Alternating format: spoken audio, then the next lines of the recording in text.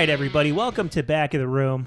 I'm sitting here with a very funny St. Louis comedian, JB. What's going on? What's going on, up, Jimmy? man? How you doing? Hey, I'm good, man. It's a random day on a Tuesday, day before Valentine's Day, man. That's true. That's good, man. You can last minute like I'm going to do.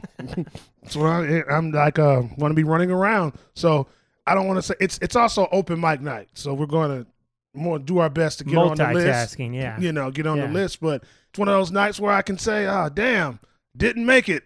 I can do some shopping right quick.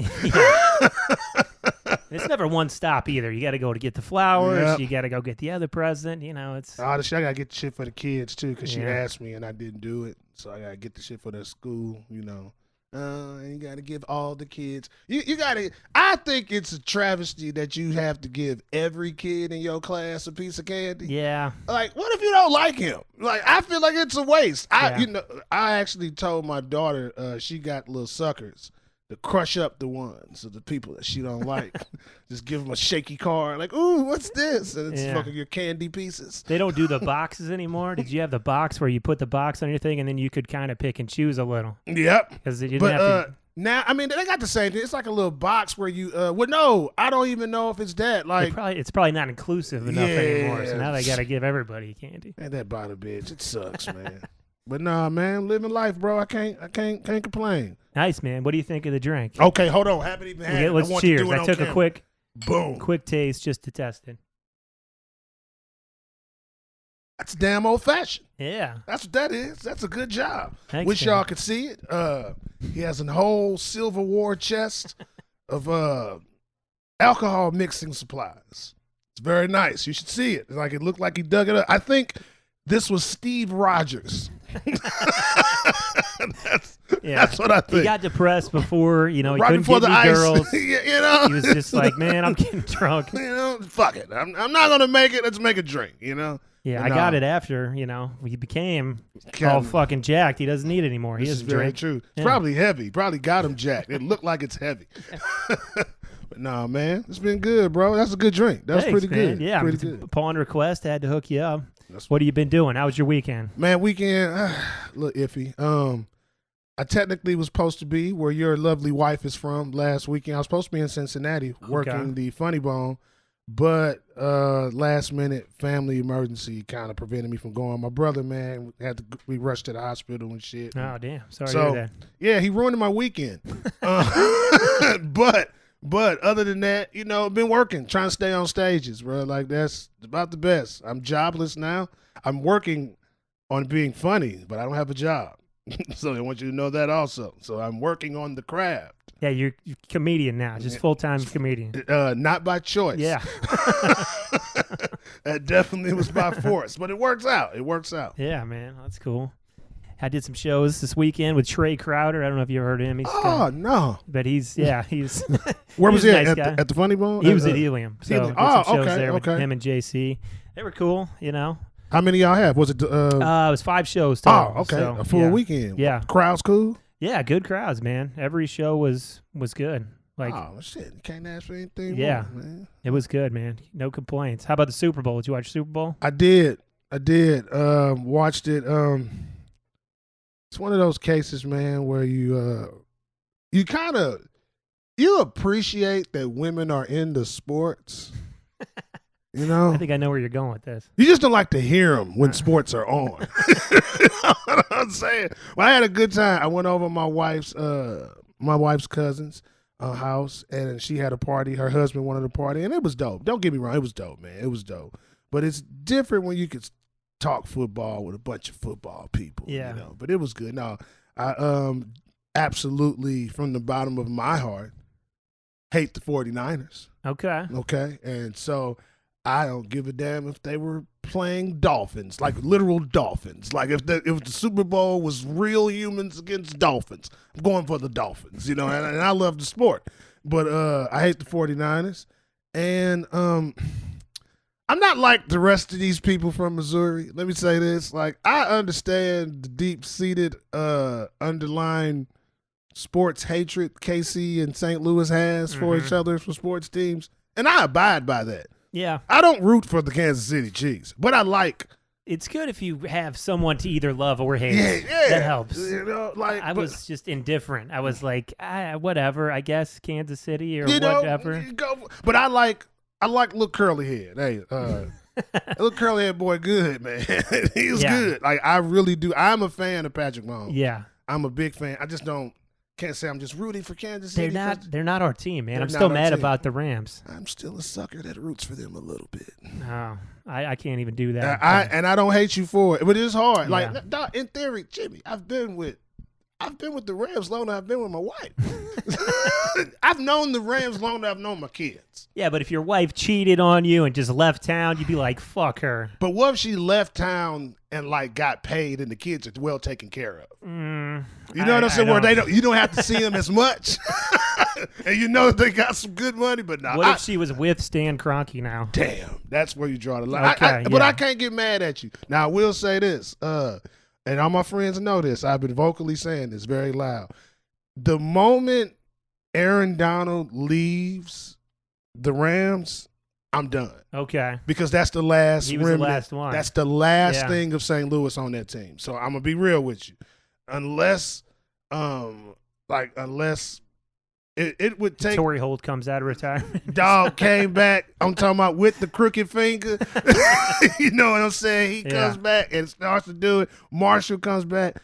I don't know if y'all know, he's an asshole, but he's one of my favorite players. But he's a fucking horrible human. You met him before? Met him before. What happened? Man, he just was a bitch. I don't even know how to say it any other way. He was just a bitch, bro. Like we were at this is when I was rapping. I used to rap first. Okay. In the early 2000s, I failed at that before I failed at comedy. Good, but You still got time for both. it's I guess. I mean. But no, I was doing rap, and we were down at Nelly's birthday party down at the Circle Hotel. Can't think of the name of it. But it was down there. It was right after Nelly did the #1 video. Okay. And so he pulled up in that Bentley that's on the #1 video. Him and Jermaine Dupri, they came out shaking everybody's hands. It was dope. The Lunatics came around shaking everybody's hands, meeting them. Oh, my God. Isaac Bruce came around there. Ike was shaking everybody's hands. Dog, everybody came. Marshall Falk, bitch ass, looked at everyone and just walked. Oh, man. He walked, dog. I don't know, man. He from Louisiana. I'm pretty sure he's felt racism. He looked like how white folks looked at us in public places. It was horrible. I felt, dog, he just looked at us like we weren't shit and just kept going. And then you just hear certain things about him. Low key, it's been kind of known he's a shitty person. But hell of a ball player, but that's not run his good to ass hear. off, Yeah. dog. He can run his ass. I love him. Hey, he's my favorite running back ever, but fuck him. He was dodging you guys that night. That's all over the place. Shifty feet. Well, you did rap for a while. Did you have a rap name or? Jim Buck. Okay. Jim Buck. JIMBUCC. That was my name. Used to be in a group called The Mechanics, you know. For those of you that know, we had a nice little following locally. Started with a group of guys who have become pretty good. Like we all were in the same rap circle, not started with my group, but I don't know if you know Averb, the battle rapper, he's pretty good. That's all around the same. Rucker Puff, shout out my dude. We all were around the same time, grinding around the same time, but that was late. Man, I've been living for my dreams and failing since I was 18. Like on some real shit. Like I've been living for my dreams since 18. So doing comedy was an easy transition. Yeah, man. Well, you're funny, man. You got time. I appreciate it. Don't worry about it. Nah, I don't know shit about rap or anything. There's never a doubt in my mind that you were going to say that. Yeah, I mean, I like it, but I don't know. If I had a rap name, what do you think about this? Jimbo Thuggins. No, I'll take that as a no. No, man, Jimbo Thuggins, as quiet as it kept, that sounds like some emo guy from now. Like I feel like that name could rock out right now. Yeah. Early 90s, 2000s, probably not so much, but the 2020s, oh, dog, you'd be good. I can see you on a song with Drake. I'm not going to lie. Jimbo Thuggins and featuring Drake, tell me that don't sound like something that's out right now. Sounds all right. I'm kind of liking it more and more. But, yeah. Glad you're liking the drink. Hey, you know, it's actually pretty good. Tasted good. I did that dry January. Okay. This is tasting pretty good. Don't even know what that means, but I'm pretty found sure- sophisticated. I think it's like where you don't shower all month. Oh, dry January. Never mind. And now I'm putting it No. together. I thought that was a type of whiskey. No, I'm just joking. So you didn't drink? You didn't drink none? I did. And I was just, just fucking around. So the shower thing was more accurate than anything. I got enough there. It's fine. Oh man, that's what's up. Like I don't drink enough to go dry.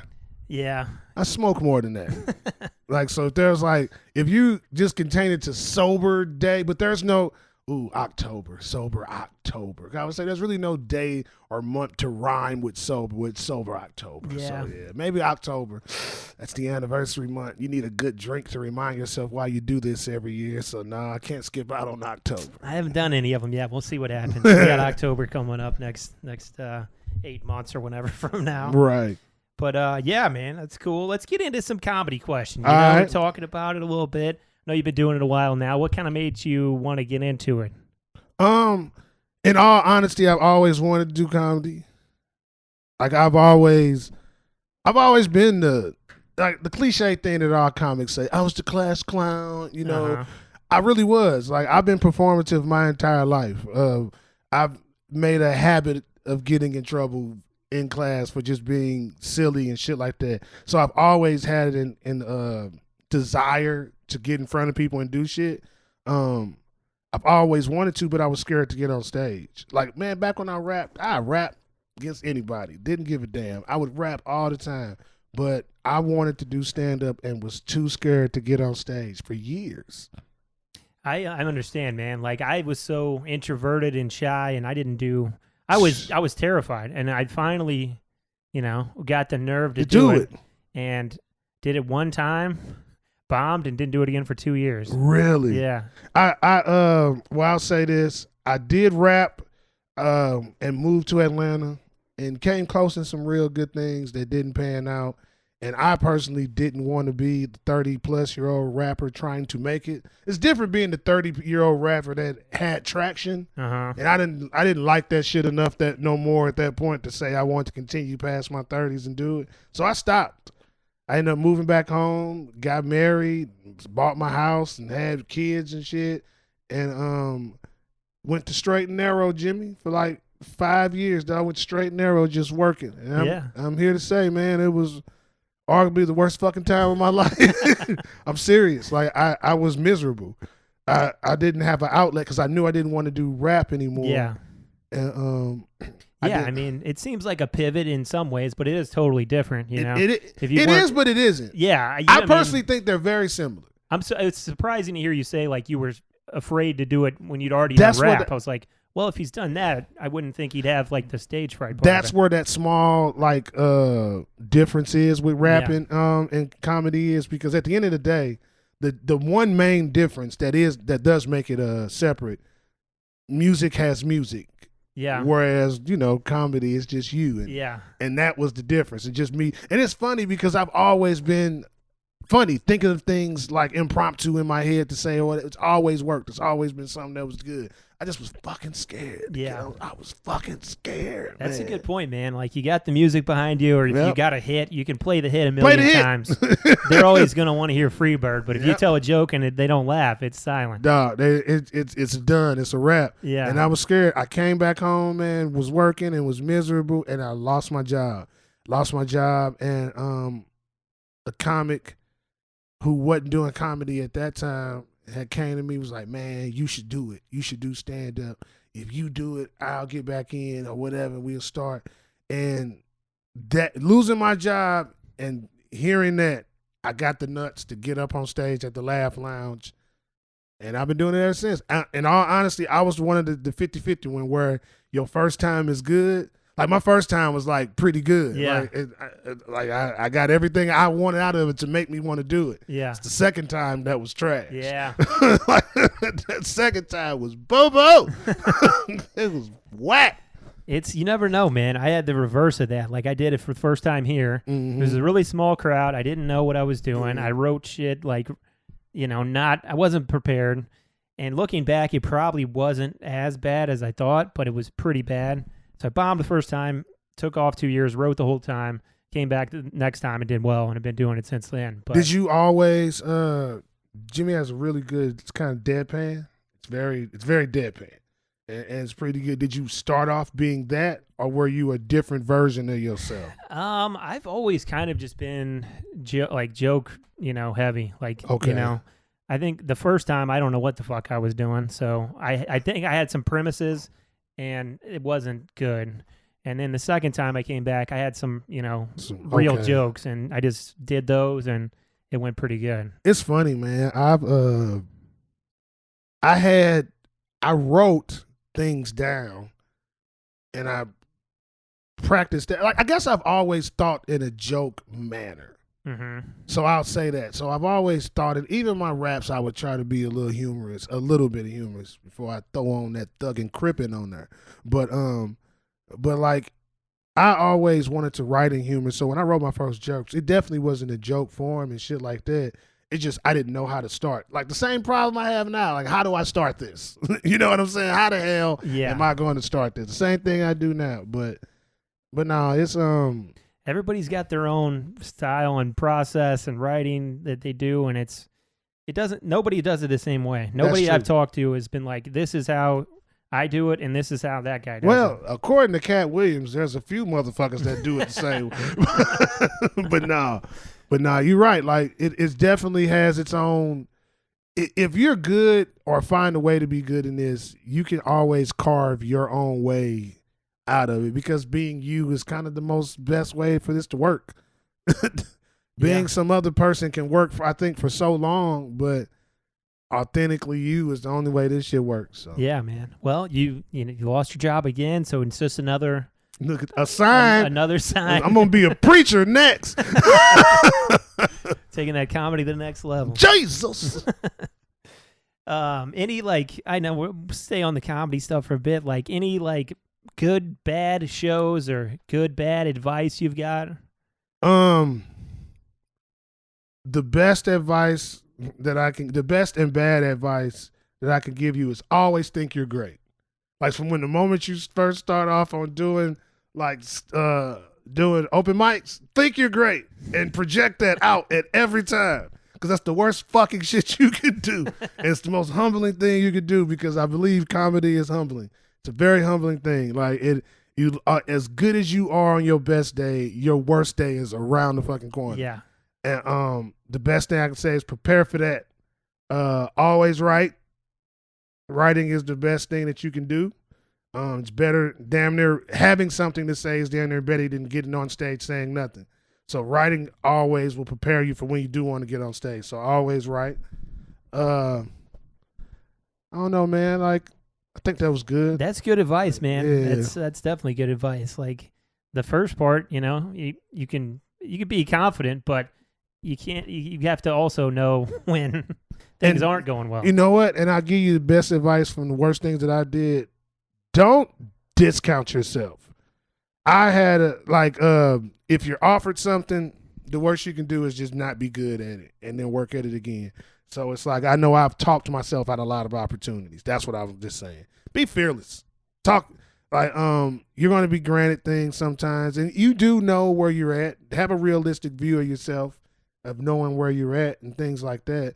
But also, don't be afraid to take leaps. And I have been afraid a few times. I've missed on opportunities because I was scared to take a leap. Mm-hmm. So, yeah, it's good advice, man. It's I hope so. I'm a father.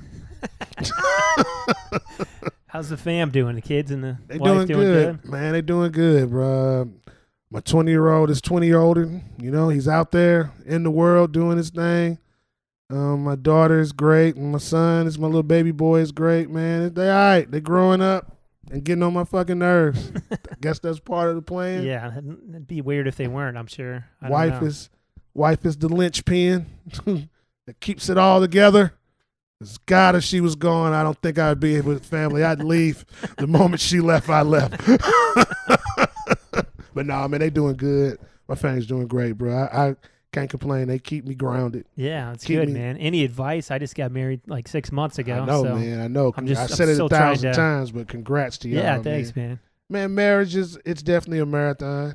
The biggest advice that I could tell you I saw it given to somebody else, And it impacted me so much. I kept it with myself. A friend of mine was getting married way before I got married, and his friend told him something at the engagement party that I have always said: the way you go into the marriage is the way you have to stay. And I'm speaking to you as a man. So like, if you go into the marriage as if you go into the marriage, being a person who is not aggressive and all that stuff, and if you go into a marriage that way, she married that guy. So you can't go into the marriage and try to change that and be super, I'm a man dude now. Yeah. You know, you have to go and stick with your role to make this work and not try to change. If you evolve, hopefully make it an evolution that both of you are evolving together and it works out. You know what I'm saying? Like how you go into something is kind of the way you have to stay. Who she married is who she wants. And vice versa. Who you married is who she needs to be for you. You know what I'm saying? It's the same thing. Patience, bruh. That's good advice, man. That's good advice. I don't subscribe to happy wife, happy life. I don't subscribe to that. I mean, I can see where it helps, but you got it. And I think there's a medium there's a ground. fine line. Yeah, there's a fine ground. Like there's a fine line. Yeah. Like you have a backbone sometimes, but everything ain't worth arguing though. That's the biggest thing I can say too. And that's where the happy wife saying come in. It's like everything ain't worth the argument. So if you could pick your battles, and I suck at that, I will argue every fucking thing to the fucking core. I will argue it all. Yeah. Well, that's good advice, man. I appreciate it. It's still, still fresh, still trying to figure it all out. Y'all in the honeymoon stage. Yeah. Y'all still saying honey before everything instead of, hey, would you do this? It's like, honey, could you do that? Is it possible? Oh, yes, honey. I'm hungry. Is it possible we can eat? Oh, my God, honey. You're still in the honey stage, so you're good. What stage are you in now? Oh, I'm in damn. We still married, huh? Now, I'll be year 12 this year, bro. Okay. I'm at a stage where we definitely we are not necessarily setting our ways, but we're setting how we see each other, and it's like the part in our marriage where we're preparing for like the latter years. I think, you know what I'm saying? Yeah. Like you're really preparing for what our latter years are going to fucking be like. We're both over 40, bro. We old. I look at you and your wife. So like, I don't know if you want me to say her name on the camera. No, it's fine. But like, I look at y'all so young and spry and full of belief and shit. But nah, man, we year 12 is great. Like, we would be actually having a great life if I wouldn't have stuck my little naked dick in there 2 more times. Like, we have a 20-year-old. Like, it was over. You know what I'm saying? And we were halfway there. We have a 10-year-old. Like, we're technically halfway there to like freedom. And then we did it again. Fucking 7-year-old. So hang in there, man. Y'all trying to have kids? Good. I think we will eventually. We're not in like a super big hurry yet or anything. But yeah, I think down the road. But yeah. That kid's going to love chili. They'll make one of 2 of us in the family. I guess. It's going to love chili. Hopefully, if you don't know, Jimmy's wife is from Cincinnati, and they love this fucking chili spaghetti. All right. I don't get it, man. I don't get it either. I mean, melted cheese at least.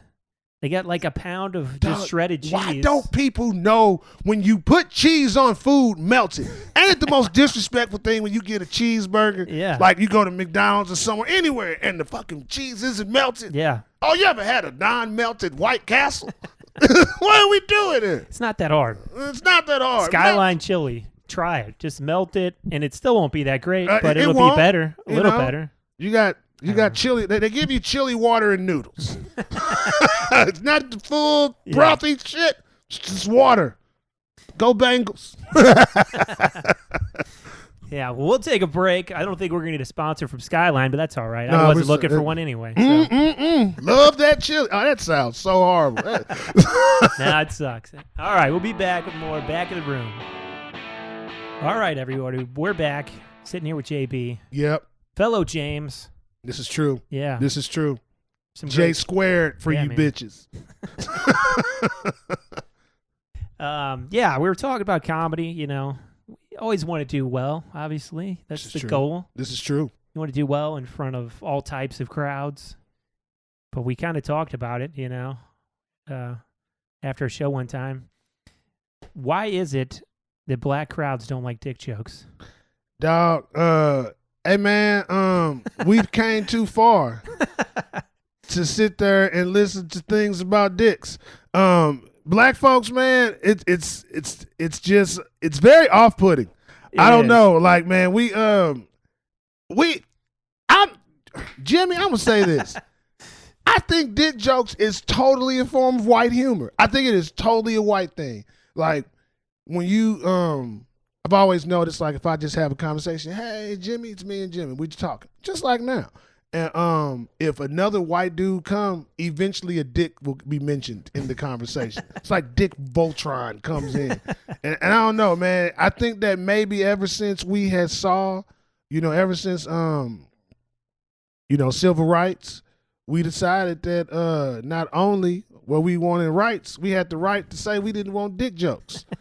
It just, it's just something. It's weird, bro. Like, we don't really care for that. It is funny. It is, and if it's a dick joke, we hope that it's in the form of a witty sex joke. Sex jokes work. Yeah. You know what I'm saying? It could be a sex joke and I'm a dick. Yeah. Like, but self-deprecating dick jokes is just not relatable. I don't think it's not gonna work. It just better be funny. And in the sense of what I was talking about, he's speaking of a clip that I put out there where I was hosting a show.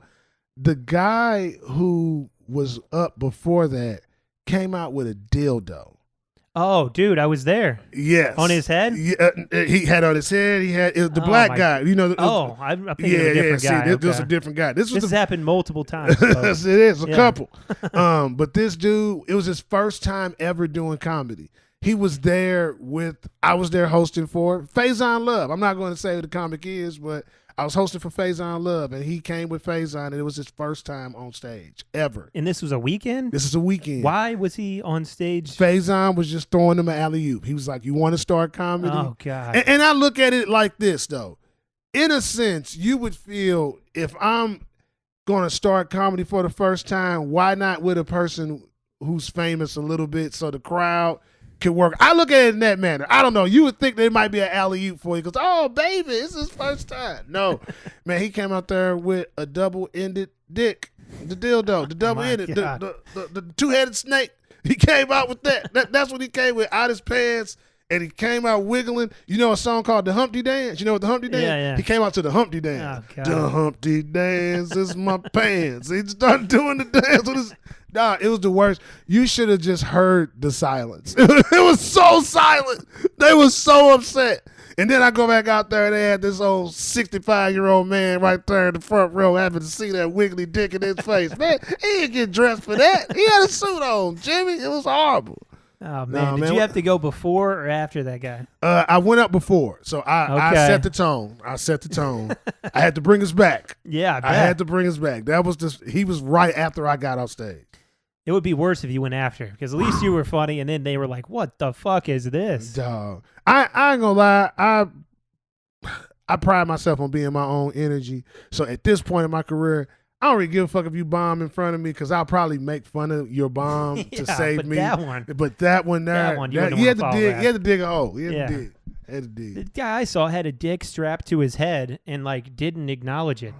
He was just like, yeah, so this is going on. And everybody's just like, you got a fucking dick on your head. You're an asshole. It was the dumbest thing I've ever seen. Besides that guy, I guess. That's crazy. Pretty crazy. Why you don't put a dick on your head, man? Yeah, that's some good advice. Don't put a dick on your head or dildos. Just don't bring them on stage. Don't go out there being a dickhead. Yeah. Figuratively or literally. Neither one. The world doesn't need either one. Being a dickhead is just a visual representation of a dick pic that women have been hit with for a long time. It's horrible. I got a joke for you. Right. That usually doesn't work. Okay. I know you were, a rapper in the past. I'm gonna run it by you. Okay. I don't know if it'll work right now, but we're gonna give it a shot. All right. Okay. All right. I was recently diagnosed with a terrible medical condition. It's an auditory disorder where I only enjoy rap music from when I was in high school. It's called Wipe Me Down syndrome. Mostly feel it in my shoulders, chest, pants, and shoes. Jimmy's the king of the dad joke.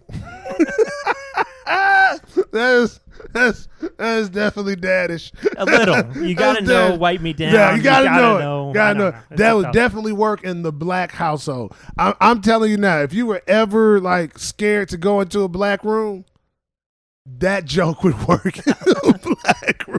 Your white ass. That's would really what I wanted to know. Your white ass would excel with that. They was like, "Oh, baby, he's silly." He said, "Hands, shoulder, that little good part there, that'll work." And then if I can cue up the music afterward, maybe with the DJ, Yeah. I might try. That's funny. That's funny. Thanks, man. I thought I'd run it by you.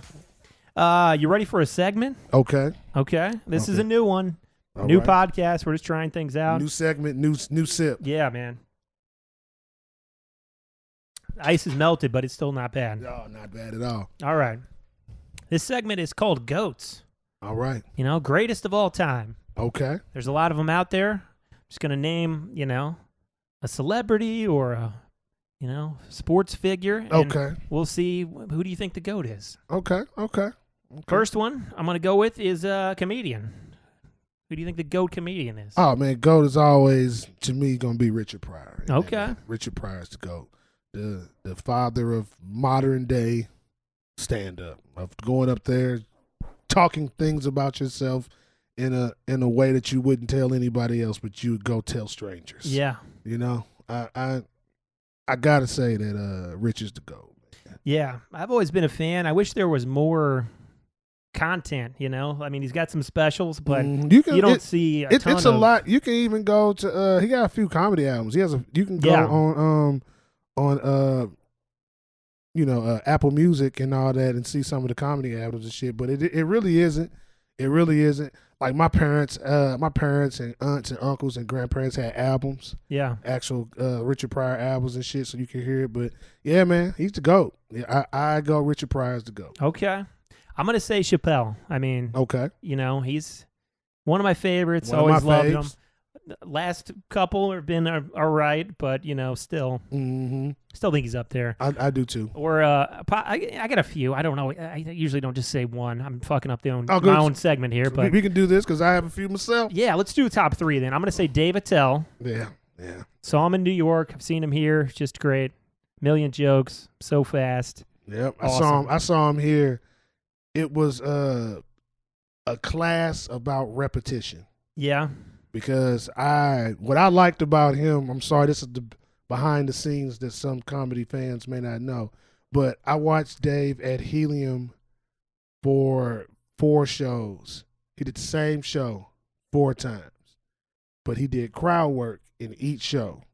Each show was the same crowd work jokes, but they are crafted so well that he always gets a really great response that's new for each audience. And that shit was dope, bro. Like, just seeing repetition, like, because the thing we hate doing as comics, we love to try new things, and hopefully this new thing works and shit like that. I know I get caught in that loop where I don't want to say the same things over and over again. I get tired. I want to do something new. And, you got to find a healthy mix of that. But I witnessed a person having a set that he wanted, and he did it. He did that shit 4 times, and I laughed like it was the first time me hearing the joke every fucking time. Yeah. Dave So did you work with him, or you were just up there? Nope, I was just up there. That's awesome. I've seen him a few times, here and there, but it's always different. It's always something new, jokes wise, and he's awesome. When I saw him, I think Tina Duvall was the host for that. Okay. Night. He brought his feature. I can't remember her name. It was a woman, but it was dope. It was a dope night. Nice. Let's just do one other GOAT comedy wise. Okay.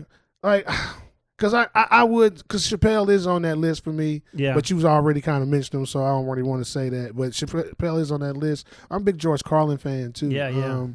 I love George Carlin. I love that. I feel like I'm a cantankerous man. Can't wait to get a little older so I can be a cantankerous old man. Yeah, I feel the same. And I appreciate a person being able to say they don't like something loudly, but also having a logical way and reason for why the fuck I think this is stupid, even if everyone else thinks you're crazy for not liking it. No, I don't like it. And I have a logical reason to say why I do. And it just happens to be fucking hilarious. Yeah. I love fucking George Carlin, man. Good answer. That's a good answer. All right, we're gonna go to the next one. Okay. Greatest band or artist? So pretty much any musician. Oh, this is hard for me. Music is a hard category for me to narrow down to one We could do because I like so much. Yeah, that's tough. I'm not gonna lie to you. Like I have a really wide range of people that I do like, and it's hard to narrow it down. Like when it comes to rap, my top two rappers, like 1A and 1B, is Tupac and Jay-Z. It's always been my top two. But then after that, it's even closer because I like Scarface. I like, you know what I'm saying, just so many different rappers and stuff. But a rock band that you got them on your wall, dog. I am a big Nirvana fan. If you want to know what? Yeah. Okay, grunge and all that is my favorite genre of rock because of Beavis and Butthead. Yeah. No lie. Yeah. Beavis and Butthead introduced me to other genres of music outside of rap and R&B and soul and gospel and all the shit I had grew up with. You know, R&B, gospel, soul, blues, all the shit I had grew up with. It was Beavis and Butthead that introduced me because I liked Beavis and Butthead. And remember when they was sitting on the couch when they had the segment of the show? Yeah, and when then they went to would the watch videos. Yeah, that's great. That shit got me into Nirvana. Oh, excuse me. Sorry about that. That was a burp. But got me into Nirvana. Got me into Soundgarden. Guar, like different things I never would have fucking heard or seen before. But the band that I liked initially all the time, regardless, without influence with him, was Green Day. The Dookie album was so dope to me. Like, pretty solid. Yeah, Dookie. But damn, man, it's so much. Like I think you did good, man. You got your rappers, you got rock. I'm a big Gladys Knight fan. Okay. I'm big on Gladys Knight. I love her. I just so many. Earth, Wind, and Fire. It's a great band. A couple of my favorites, goats, you already mentioned. I think Jay-Z's my favorite, and okay. Nirvana's one of my favorite bands. Yes, so yes. Got a lot in common. And then the other one was going to actually be cartoon. You mentioned Beavis and Butthead. Think it's your favorite or no? It's not my favorite. It's a time in my life. Yeah, that's what I say. Beavis and Butthead is one of the if we were watching one of those coming of age films, me sitting on the bed watching Beavis and Butthead would be one of the moments of my coming of age film. Nice. Like wow, but nah, GOAT cartoon of all time, it's tied for me. It's either DuckTales. Okay. Woo! Or Chippendale Rescue Rangers. Oh, damn. Those are my two favorites of all Pretty time. Good. I love them. I'm like, how old are you, Jimmy? I'm 30. Just turned 35. Okay, you're 35. There's a 5-year gap with us, you know. And honestly, that 5-year gap when we're kids, it's significant. It's significant that, you know, especially like under 20. That 5-year gap is a little different. When I'm from the age of great fucking cartoon songs. Yeah. Like great cartoon songs. If you had a great song, like even the TV shows had great songs. Like great songs is what souls a fucking product. And damn it, all our cartoons in the 80s had great songs. Like you said, you know, DuckTales, woo, great. It's a great call. Yeah. It's a great chip and dip. Great. You know what I'm saying? You had Voltron. That didn't even have fucking words, but it was great. It was so great. It was so great. The music was great. The Transformers, all of that, man. Like G.I. Joe, I loved all that shit. But Chippendale Rescue Rangers. That's pretty good, man. I'd probably go with South Park. You know, classic. I started watching it when it first came on when I was probably too young to be watching it, but my parents didn't know any better. They didn't know they were what just was like, going on.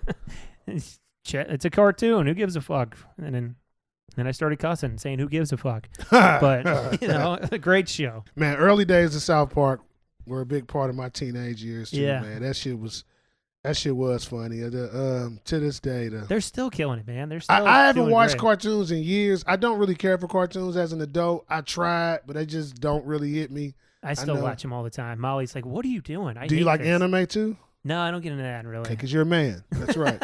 It's a fucking man. Yeah, it's mostly just South Park, Rick and Morty. There's nothing wrong with that. Good old American crude humor. Yeah, man. All right, going to the next one. Greatest of all time, professional wrestler. Oh, without shadow of doubt. Well, are we saying the greatest or my favorite? The greatest in your eyes, so your favorite.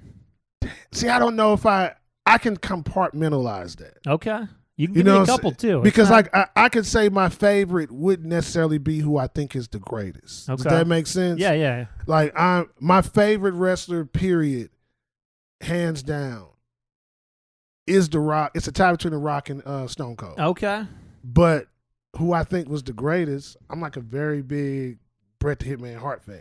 Yes, he was great too. Like that to me was my favorite Sharpshooter. wrestler to watch. Technical and all that shit. Like I fucking love that. That was my dude. Okay. But I'm an Attitude Era guy, man. You know, the Attitude Era WWF was the greatest. Like it was, even though I grew up with it, I watched it from the '80s to the Attitude Era. But like, dog, like I love the Attitude Era. Like DX. Oh my god, great. Shawn Michaels and shit, man. Yeah.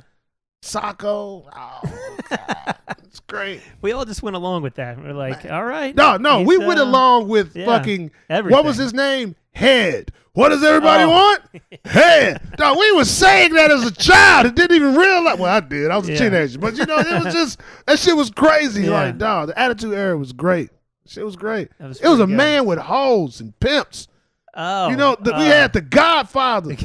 Godfather had pimps and hoes in the Attitude Era. You couldn't do that now. You'd be arrested for sex trafficking.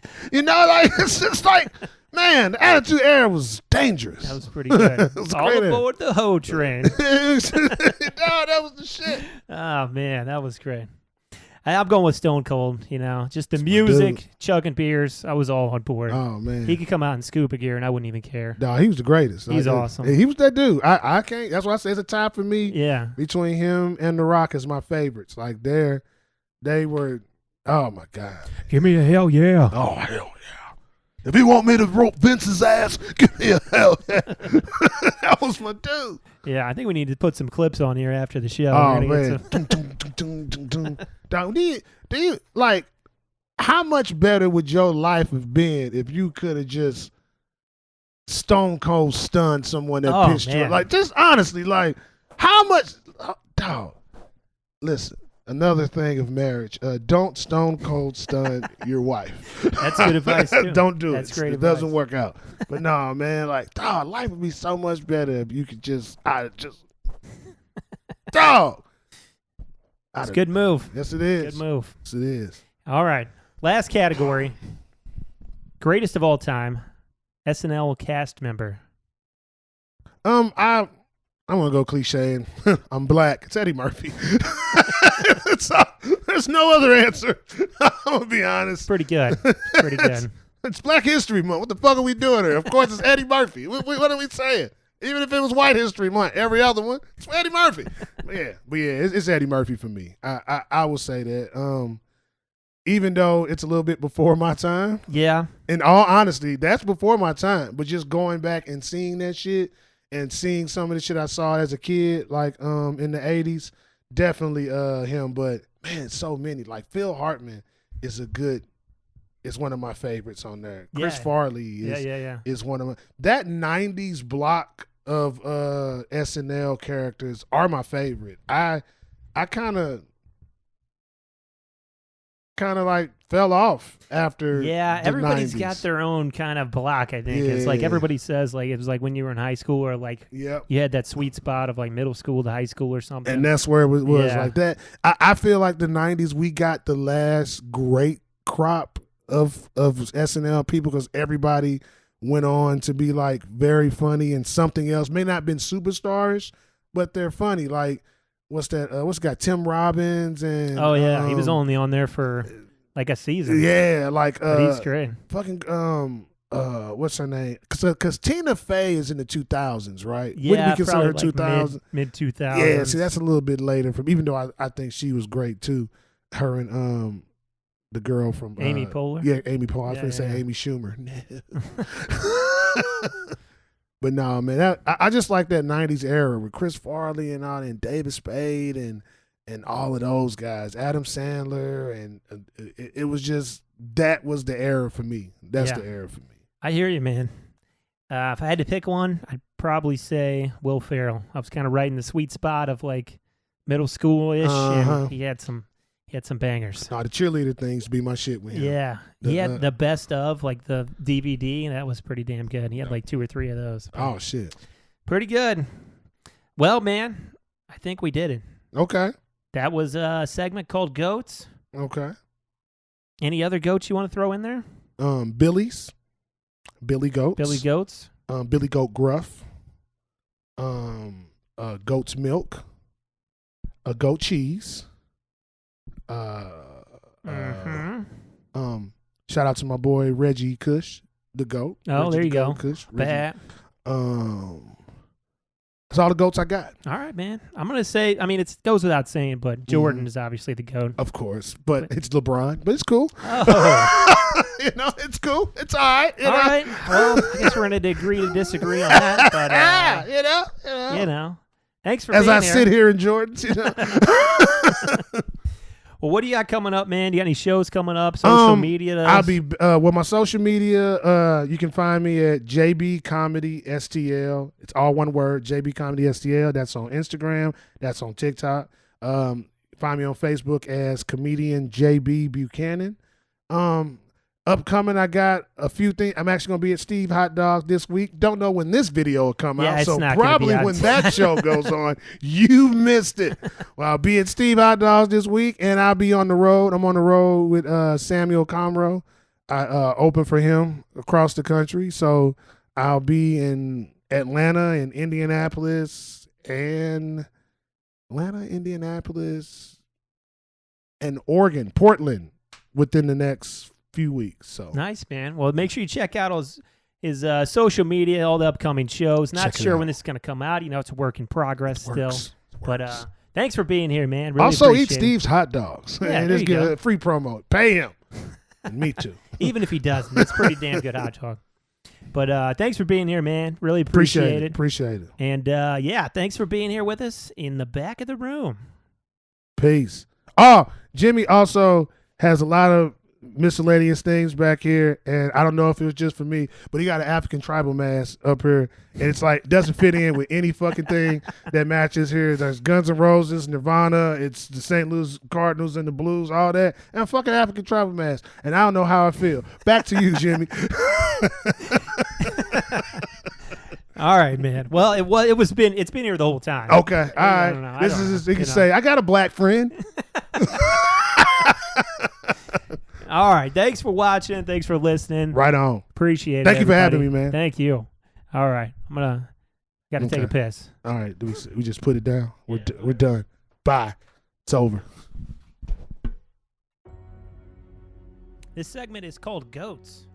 First one I'm going to go with is a comedian. I'm going to say Chappelle. Greatest band or artist?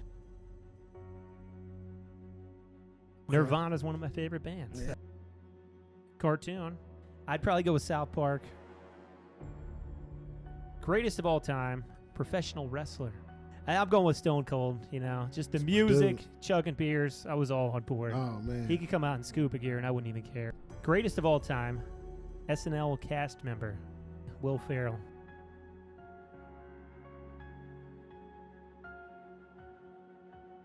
Goes without saying, but Jordan is obviously the GOAT.